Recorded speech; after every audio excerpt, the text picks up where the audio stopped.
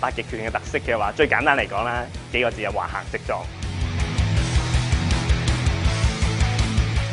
大台最近播武打主題嘅電視劇，難得認真拍功夫，都有唔少人留意。部分演員仲專程跟佢學咗2個月八極。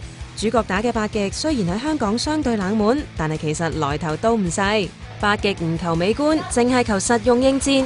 電視劇入邊有一招叫做猛虎硬爬山，可以一掌打死人。現實中嘅八極又係唔係咁呢？其實猛虎硬爬山呢個係真嘅名嚟嘅，劇裏面嗰啲人物啦，段迎風、朝陽其實都係招式名嚟嘅。猛虎硬爬山佢本身係所謂嘅兩拳一爪啊，呢下打死人嘅話咧，即係我嘅理解啦，就唔會係打爆人天靈蓋嘅，應該係打落個頭度，令到佢頸椎骨折嘅啫。當然佢為咗嗰個視覺效果，會有少少調整咯。近代好多大內侍衛都係八極高手，蔣介石、毛澤東仲有溥儀嘅近身侍衛都習八極。八極喺台灣更加曾經係軍事秘密，只有總統府嘅侍衛隊先至可以學，直至到2000年前後先至開始解禁。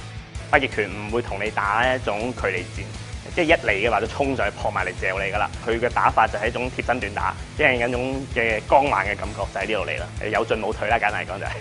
今時今日練八極嘅師傅當然冇殺過人。